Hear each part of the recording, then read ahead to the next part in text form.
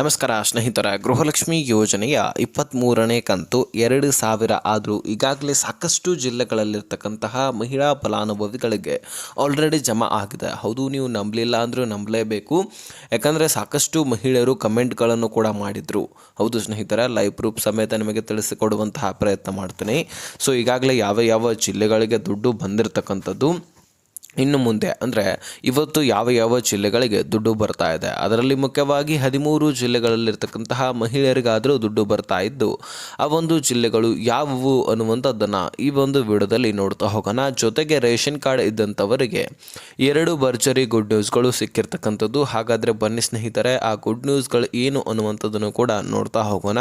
ಬರೀ ನಿಮಗೆ 23ನೇ ಕಂತಿನ ಹಣ ಅಷ್ಟೇ ಅಲ್ಲ, 24ನೇ ಕಂತಿನ ಹಣ ಕೂಡ ರಿಲೀಸ್ ಆಗ್ತಾ ಇದ್ದು, 24ನೇ ಕಂತಿನ ಹಣ ಅದು ಯಾವಾಗ ಬರ್ತಾ ಇದೆ ಅದರ ಬಗ್ಗೆನೂ ಕೂಡ ಕ್ಲಿಯರಿಟಿಯನ್ನು ಸಚಿವೆ ಲಕ್ಷ್ಮೀ ಹೆಬ್ಬಾಳ್ಕರ್ ಅವರು ಕೊಟ್ಟಿರ್ತಕ್ಕಂಥದ್ದು. ಟೋಟಲಿ 2 ಕಂತುಗಳನ್ನಾದರೂ ಈಗ ಸದ್ಯದಲ್ಲಿ ನಿಮ್ಮ ಖಾತೆಗಳಿಗೆ ಕೊಡ್ತಾ ಇದ್ದಾರೆ, ಜಮಾ ಮಾಡ್ತಾ ಇದ್ದಾರೆ. ಹಾಗಾದರೆ ಟೋಟಲಿ ಈ ಎಲ್ಲ ವಿಷಯವನ್ನು ಈ ಒಂದು ವಿಡಿಯೋದಲ್ಲಿ ನೋಡ್ತಾ ಹೋಗೋಣ. ಸ್ನೇಹಿತರೆ, ಗೃಹಲಕ್ಷ್ಮಿ ಯೋಜನೆಯಲ್ಲಿ ಒಟ್ಟಾರೆಯಾಗಿ ಈಗ 22 ಕಂತುಗಳನ್ನಾದರೂ ನೀವು ಪಡ್ಕೊಂಡಿದ್ದೀರಿ, ಅಂದರೆ 44,000 ದುಡ್ಡನ್ನು ಪಡ್ಕೊಂಡಿದ್ದೀರಿ. ಅದೇ ರೀತಿಯಾಗಿ ಕೆಲವೊಂದಿಷ್ಟು ಜನರು ಲೇಟಾಗಿ ಅಪ್ಲಿಕೇಶನ್ ಹಾಕಿದ್ರು, ಅವರು ಕಡಿಮೆ ದುಡ್ಡನ್ನು ಪಡ್ಕೊಂಡಿದ್ದಾರೆ. ಅಂದರೆ 25,000 ಅಥವಾ 26,000, 28,000 ಈ ರೀತಿಯೂ ಕೂಡ ಪಡ್ಕೊಂಡಿರ್ಬೋದು, ಅಥವಾ 30,000, 34,000 ಈ ರೀತಿಯೂ ಪಡ್ಕೊಂಡಿರ್ಬೋದು. ಯಾಕಂದರೆ ಅವರು ಲೇಟಾಗಿ ಅಪ್ಲಿಕೇಶನ್ ಹಾಕಿದರೆ ಗೃಹಲಕ್ಷ್ಮಿ ಪ್ರಾರಂಭದಲ್ಲಿ ಅವರಿಗೆ ದುಡ್ಡು ಒಂದು ಸ್ವಲ್ಪ ಕಡಿಮೆ ಬಂದಿರುತ್ತೆ. ಹಾಗಾಗಿ ಅವರು ಲೆಕ್ಕಾಚಾರ ಮಾಡಿಕೊಂಡು ನೀವೇ ನೋಡ್ಕೊಳ್ಬಹುದು. ಇನ್ನು ಸ್ನೇಹಿತರೆ, ನಾವು ಮೇನ್ ಟಾಪಿಕ್ಗೆ ಬರೋದಾದರೆ, ಈ ಹಿಂದಿನ ದಿನಗಳಲ್ಲಿ ಯಾವ ಜಿಲ್ಲೆಗಳಲ್ಲಿ ದುಡ್ಡು ಜಮಾ ಆಗಿದೆ ಅದರಲ್ಲಿ ಮುಖ್ಯವಾಗಿ ಬೆಳಗಾವಿಗೂ ಕೂಡ ಬಂದಿರತಕ್ಕಂಥದ್ದು, ವಿಜಯನಗರಕ್ಕೆ, ಧಾರವಾಡ, ಯಾದಗಿರಿಗೆ, ಬೆಂಗಳೂರು ನಗರ, ಬೆಂಗಳೂರು ಗ್ರಾಮಾಂತರಕ್ಕೆ, ಉತ್ತರ ಕನ್ನಡ, ದಕ್ಷಿಣ ಕನ್ನಡಕ್ಕೆ, ದಾವಣಗೆರೆಗೆ, ಉಡುಪಿಗೆ, ಈ ಎಲ್ಲ ಜಿಲ್ಲೆಗಳಲ್ಲಿ ಕೂಡ ಅಲ್ಲಲ್ಲಿ ಅಂತ ಹೇಳ್ಬಿಟ್ಟು ಸ್ವಲ್ಪ ಫಲಾನುಭವಿಗಳಿಗೆ ದುಡ್ಡು ಜಮಾ ಆಗಿದೆ. ಹೌದು, ಎಲ್ಲರಿಗೂ ಕೂಡ ಜಮಾ ಆಗಿಲ್ಲ. ನಾನು ಹೇಳ್ತಕ್ಕಂತಹ ಜಿಲ್ಲೆಗಳಲ್ಲಿ ಕೆಲವೊಂದಿಷ್ಟು ಫಲಾನುಭವಿಗಳಿಗೆ ಜಮಾ ಆಗಿರ್ತಕ್ಕಂಥದ್ದು. ಎಲ್ಲರಿಗೂ ಕೂಡ ಜಮಾ ಆಗಿದ್ದೆ ಆದರೆ ಈಗ ಕ್ಲಿಯರ್ ಆಗ್ತಾ ಇತ್ತು, ಹಾಗೇನಿಲ್ಲ. ಕೆಲವೊಂದಿಷ್ಟು ಫಲಾನುಭವಿಗಳಿಗೆ ಅಂದರೆ ಸುಮಾರು 5 ರಿಂದ 7 ಲಕ್ಷ ಫಲಾನುಭವಿಗಳಿಗೆ ಮಾತ್ರ ಈಗ ದುಡ್ಡು ಬಂದಿದೆ. ಇನ್ನು ಕೋಟಿಗಟ್ಟಲೆ ಅಂದರೆ 1,22,00,000 ಫಲಾನುಭವಿಗಳಿದ್ರಿ. ಹಾಗಾಗಿ ಇನ್ನೂ 1 ಕೋಟಿಗಿಂತ ಹೆಚ್ಚಿನ ಮಹಿಳೆಯರ ಖಾತೆಗಳಿಗೆ ದುಡ್ಡು ಬರಬೇಕಾಗಿದೆ. ಹೌದು ಸ್ನೇಹಿತರೆ, ಬಹಳಷ್ಟು ಫಲಾನುಭವಿಗಳು ಕಾಯ್ತಾನೆ ಇದ್ದಾರೆ ತಮ್ಮ ಮಕ್ಕಳ ವಿದ್ಯಾಭ್ಯಾಸಕ್ಕೆ, ಅಥವಾ ತಾವು ಏನಾದರೂ ವಸ್ತುಗಳನ್ನು ಖರೀದಿ ಮಾಡಲಿಕ್ಕೆ. ಇನ್ನು ಕೆಲವೊಂದಿಷ್ಟು ಜನ ಮನೆ ಕಟ್ತಿರ್ತಾರೆ, ಇಲ್ಲೋ ಒಂದು ಕಡೆ ಹೆಲ್ಪ್ ಆಗುತ್ತೆ. 2,000 ಅಂದರೆ ಅದು ಸಾಮಾನ್ಯವಲ್ಲ.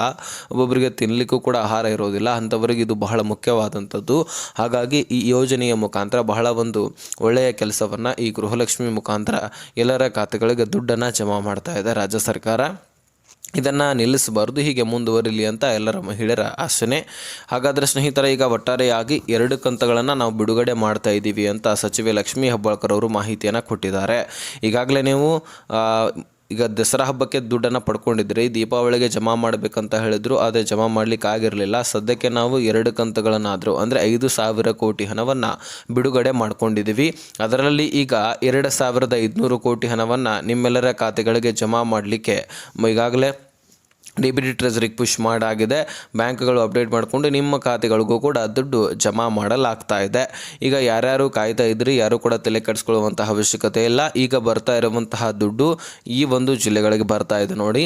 ಅದರಲ್ಲಿ ಇನ್ನೂ ಕೂಡ ಬೆಂಗಳೂರು ನಗರ ಮತ್ತು ಬೆಂಗಳೂರು ಗ್ರಾಮಾಂತರದಲ್ಲಿ ಬಾಕಿ ಉಳಿದಿದ್ದಾರೆ, ಅವ್ರಿಗೂ ಕೂಡ ಬರುವಂಥದ್ದು. ವಿಜಯನಗರ, ಧಾರವಾಡಕ್ಕೂ ಕೂಡ ಬರಬೇಕಾಗಿದೆ. ಯಾದಗಿರಿ, ಉತ್ತರ ಕನ್ನಡ, ದಕ್ಷಿಣ ಕನ್ನಡಕ್ಕೂ ಬರಬೇಕಾಗಿದೆ. ಚಿಕ್ಕಮಗಳೂರು, ಶಿವಮೊಗ್ಗ, ಯಾದಗಿರಿ, ಉತ್ತರ ಕನ್ನಡ, ದಕ್ಷಿಣ ಕನ್ನಡಕ್ಕೂ ಕೂಡ ಅಲ್ಲಲ್ಲಿ ಅಂತ ಹೇಳ್ಬಿಟ್ಟು ಇನ್ನೂ ಬಹಳಷ್ಟು ಫಲಾನುಭವಿಗಳು ಬಾಕಿ ಇರುವಂತಹ ಕಾರಣಕ್ಕಾಗಿ ಒಂದೇ ದಿನದಲ್ಲಿ 20 ಲಕ್ಷ ಫಲಾನುಭವಿಗಳಿಗಾದರೂ ಜಮಾ ಮಾಡುವಂತಹ ಸಾಧ್ಯತೆ ಇದೆ ಅಂತೆ. ಹಾಗಾದರೆ ನಾವು ಕೂಡ ಕಾಯ್ದು ನೋಡಬೇಕಾಗಿದೆ. ಒಟ್ಟಾರೆಯಾಗಿ ಬಿಡುಗಡೆ ಆಗಿರ್ತಕ್ಕಂಥದ್ದು ನಿಜ. ಕಾರಣಾಂತರಗಳಿಂದ ನಾನು ಪೋಲ್ ಕೂಡ ಮಾಡ್ತೇನೆ ಅಂತ ಹೇಳಿದೆ, ಆದರೆ ಇವತ್ತು ಮಾಡಲಿಕ್ಕಾಗಿರಲಿಲ್ಲ. ಇನ್ನು ಇವತ್ತು ಖಂಡಿತವಾಗಲೂ ನೀನೇ ಪೋಲ್ ಮಾಡ್ತೇನೆ ಅಂತ ಹೇಳಿದೆ, ಮಾಡಲಿಕ್ಕಾಗಿರಲಿಲ್ಲ. ಖಂಡಿತವಾಗಲೂ ಇವತ್ತು ಪೋಲ್ ಮಾಡ್ತೇನೆ. ಸೊ ಅದರ ನೀವು ಅಭಿಪ್ರಾಯವನ್ನು ತಿಳಿಸಿ, ಅಂದರೆ ಜಮಾ ಆಗಿದೆ ಅಂತ ತಿಳಿಸಿ. ಜಮಾ ಆಗಿಲ್ಲ ಅಂದರೆ ಆಗಿಲ್ಲ ಅಂತ ಒಂದು ಆಪ್ಷನನ್ನು ಕ್ಲಿಕ್ ಮಾಡಿ, ಹಾಗೆ ಕಮೆಂಟ್ ಬಾಕ್ಸಲ್ಲಿ ನಿಮ್ಮ ಜಿಲ್ಲೆ ಯಾವುದು ಅನ್ನುವಂಥದ್ದನ್ನು ಮೆನ್ಷನ್ ಮಾಡಿ. ಯಾಕಂದರೆ ಯಾವ ಜಿಲ್ಲೆಗಳಲ್ಲಿ ನಮ್ಮ ವಿಡಿಯೋನ ನೋಡ್ತಾ ಇದ್ದಾರೆ, ಅದೇ ರೀತಿಯಾಗಿ ಯಾವ ಜಿಲ್ಲೆದವರಿಗೆ ದುಡ್ಡು ಬಂದಿಲ್ಲ ಅನ್ನುವಂಥದ್ದು ಕೂಡ ಕನ್ಫರ್ಮ್ ಆಗುತ್ತೆ. ಇನ್ನು ಸ್ನೇಹಿತರೆ, ರೇಷನ್ ಕಾರ್ಡ್ನಲ್ಲಿರ್ತಕ್ಕಂತಹ ಒಂದು ಗುಡ್ ನ್ಯೂಸ್ಗಳ ಬಗ್ಗೆ ಮಾಹಿತಿಯನ್ನು ನಾವು ನೋಡ್ತಾ ಹೋಗೋಣ. ಸ್ನೇಹಿತರೆ, ರೇಷನ್ ಕಾರ್ಡ್ನಲ್ಲಿ ಈಗ ಸದ್ಯಕ್ಕೆ ಏನು ಗುಡ್ ನ್ಯೂಸ್ ಬಂದಿರತಕ್ಕಂಥದ್ದು ಅಂದರೆ, ಈಗಾಗಲೇ ನೀವು 10 kg ಅಕ್ಕಿಯನ್ನು ಏನು ಪಡಿತಾ ಇದ್ರಲ್ವಾ, 5 kg ಅಕ್ಕಿಯನ್ನು ಕೇಂದ್ರ ಸರ್ಕಾರದಿಂದ ಪಡಿತಾ ಇದ್ರಿ. ಇನ್ನು ಉಳಿದಂತಹ 5 kg ಅಕ್ಕಿಯನ್ನು ರಾಜ್ಯ ಸರ್ಕಾರ ಕೊಡ್ತಾ ಇತ್ತು, ಕೇಂದ್ರ ಸರ್ಕಾರದಿಂದ ಖರೀದಿ ಮಾಡಿ. ಆದರೆ ಅದನ್ನು ಬದಲಾವಣೆ ಮಾಡಿ ನಿಮಗೆ ಈ ವಸ್ತುಗಳನ್ನು ಕೊಡಲಿಕ್ಕೆ ಸಿದ್ಧರಾಗಿದ್ದಾರೆ. ಅದು ನಿಮಗೆ ಗೊತ್ತಿರತಕ್ಕಂತಹ ವಿಷಯ. ಆದರೆ ನಿಮಗೆ ನ್ಯಾಯಬೆಲೆ ಅಂಗಡಿಯ ಮುಖಾಂತರ ಈ ವಸ್ತುಗಳನ್ನು ಕೊಡ್ತಾ ಇಲ್ಲ. ಇದು ಡೌಟ್ಸ್ ನಿಮಗೆ ಉಂಟಾಗಿರುವಂಥದ್ದು. ಯಾಕೆ ನಮಗೆ ಅಕ್ಕಿ ಸಿಗುತ್ತಾ ಇಲ್ಲ, ಈ ವಸ್ತುಗಳು ಸಿಗುತ್ತಾ ಇಲ್ಲ, ಯಾಕೆ ಒಂದೊಂದು ಜಿಲ್ಲೆಗಳಲ್ಲಿ ಕೊಡ್ತಾ ಇದ್ದಾರಾ, ಅಥವಾ ನಮ್ಮ ಜಿಲ್ಲೆಯಲ್ಲಿ ಮಾತ್ರ ಕೊಡ್ತಾ ಇಲ್ವಾ, ಅಥವಾ ಯಾವ ಜಿಲ್ಲೆಯಲ್ಲಿನೇ ಕೊಡ್ತಾ ಇಲ್ವಾ, ಈ ಎಲ್ಲ ವಿಷಯದ ಬಗ್ಗೆ ನೋಡ್ತಾ ಹೋಗೋದಾದರೆ ಸ್ನೇಹಿತರೆ, ಮೊಟ್ಟ ಮೊದಲಿಗೆ ನಿಮಗೆ ಹೇಳಿದ್ದೇನಪ್ಪ ಅಂದರೆ, ನಾವು 5 kg ಈಗಾಗಲೇ ಅಕ್ಕಿಯನ್ನು ಕೊಡ್ತಾ ಇದ್ರಲ್ವ, ಅದ್ರ ಜೊತೆಗೆ ಸೇರಿಸಿ 10 kg ಅಕ್ಕಿಯನ್ನು ಕೊಡ್ತೇವೆ ಅಂತ ರಾಜ್ಯ ಸರ್ಕಾರ ಘೋಷಣೆ ಮಾಡಿತ್ತು ಗ್ಯಾರಂಟಿ ಯೋಜನೆಗಳಲ್ಲಿ. ಆದರೆ ಅದನ್ನು ಕಾರಣಾಂತರಗಳಿಂದ ಕೊಡಲಿಲ್ಲ.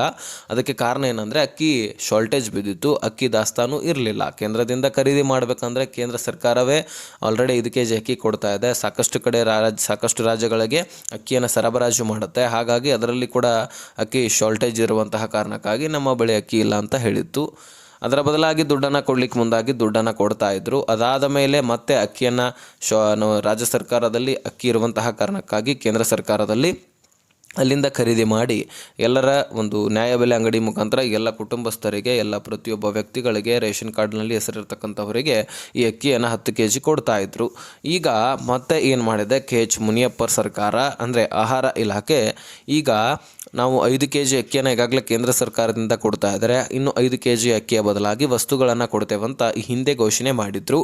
ಯಾಕಂದರೆ ಸುಮಾರು 93% ಫಲಾನುಭವಿಗಳು ಈ ಒಂದು ಅಕ್ಕಿಯನ್ನು ಬದಲಾಗಿ ವಸ್ತುಗಳನ್ನು ಕೊಡಿ ಅಂತ, ಒಂದು ಬದಲಾವಣೆ ಮಾಡಿ ಅಂತ ಕೇಳ್ತಾ ಇದ್ರಂತೆ. ಹಾಗಾಗಿ ಈ ವಸ್ತುಗಳನ್ನು ಕೊಡಲಿಕ್ಕೆ ಸಿದ್ದರಾಮಯ್ಯ ಸರ್ಕಾರ ರೆಡಿಯಾಗಿ 1 kg ಬೇಳೆಕಾಳುಗಳು, 1 kg ತೊಗರೆಬೇಳೆ, ಒಂದೊಂದು ಕಡೆ ಏನಿದೆ ರಾಗಿಯನ್ನು ಕೊಡುವಂತಹ ವ್ಯವಸ್ಥೆ, ಇನ್ನು ಕೆಲವೊಂದಿಷ್ಟು ಕಡೆ ಗಾಣದ ಎಣ್ಣೆ, ಅದೇ ರೀತಿಯಾಗಿ ಅಂದರೆ ಅಡುಗೆ ಎಣ್ಣೆ ಅಂತ ಕರಿತೀವಲ್ವ, ಉಪ್ಪು ಸಕ್ಕರೆಯನ್ನು ಮಿಕ್ಸ್ ಮಾಡಿ ಟೋಟಲು 5 kg ಪ್ಯಾಕೇಜಿನ ಮುಖಾಂತರ ಕಿಟ್ಟನ್ನು ನಿಮಗೆ ನ್ಯಾಯಬೆಲೆ ಅಂಗಡಿಯ ಮುಖಾಂತರ ಕೊಡುವಂತಹ ಕೆಲಸ ಮಾಡಲಿಕ್ಕೆ ಈಗ ಸಿದ್ಧತೆ ಆಗಿದೆ. ಅಂದರೆ ಕಿಟ್ ನಿಮಗೆ ಒಂದೇ ತಿಂಗಳಲ್ಲಿ ಪ್ರತಿಯೊಂದು ನಮ್ಮ ರಾಜ್ಯದಲ್ಲಿ ಪ್ರತಿಯೊಂದು ಹಳ್ಳಿಗಳಲ್ಲಿ ಕೂಡ ಮುಟ್ಟುವಂತಹ ಕಿಟ್ ರೆಡಿ ಆಗಿರೋದಿಲ್ಲ. ಅಂದರೆ ಒಂದೇ ತಿಂಗಳಲ್ಲಿ ಇಡೀ ರಾಜ್ಯಕ್ಕೆ ಸಾಲುವಂತೆ ಕಿಟ್ ರೆಡಿ ಆಗ್ಲಿಕ್ಕೆ ಆಗೋದಿಲ್ಲ. ಅದಕ್ಕೋಸ್ಕರ ಟೈಮ್ ತಗೊಳುತ್ತೆ. ಹಾಗಾಗಿ ನಿಮಗೆ ಈ ಒಂದು ದಿನಗಳಲ್ಲಿ ಅಥವಾ ನವೆಂಬರ್ ತಿಂಗಳಲ್ಲಿ ಕಿಟ್ಟು ಸಿಗೋದು ಬಹುತೇಕ ಡೌಟು. ಈಗಾಗಲೇ ಕೆಲವೊಂದಿಷ್ಟು ಕಡೆ ಸರಬರಾಜು ಕೂಡ ಮಾಡಿರಬಹುದು, ಆದರೆ ಅನೇಕ ಕಡೆ ಇನ್ನೂ ಕೂಡ ಮಾಡಿಲ್ಲ, ಬಹಳಷ್ಟು ಕಡೆ ಮಾಡಿಲ್ಲ. ಹಾಗಾಗಿ ಡಿಸೆಂಬರ್ ತಿಂಗಳಲ್ಲಿ ನಿಮಗೆ ಕಿಟ್ ವಿತರಣೆ ಆಗುತ್ತೆ. ಕಿಟ್ಟನ್ನು ನೀವು ನ್ಯಾಯಬೆಲೆ ಅಂಗಡಿ ಮುಖಾಂತರ ಪಡ್ಕೊಳ್ಬೋದು. ಹೇಗೆ ಅಕ್ಕಿಯನ್ನು ಪಡ್ಕೊಳ್ತೀರಿ ಇದು ಕೂಡ ಪಡ್ಕೊಳ್ಬಹುದು. ಇದಕ್ಕೋಸ್ಕರ ಬೇರೆ ಸಪರೇಟಾಗಿ ಡಾಕ್ಯುಮೆಂಟ್ಸ್ ಕೊಡಬೇಕು, ಅದು ಇದು ಅದೇನು ಅವಶ್ಯಕತೆ ಇಲ್ಲ. ಓಕೆನಾ? ಸೊ ಒಟ್ಟಾರೆಯಾಗಿ ಇನ್ಫಾರ್ಮೇಷನ್ ತಿಳಿಸುತ್ತೀನಿ. ಅರ್ಥ ಆಗಿದ್ರೆ ನೆಕ್ಸ್ಟ್ ಮಾಹಿತಿಯಲ್ಲಿ ಸಿಗೋಣ. ಅಲ್ಲಿಸನ್ ಕಾಪಾಡ್ಬಿಡಿ ಫ್ರೆಂಡ್ಸ್.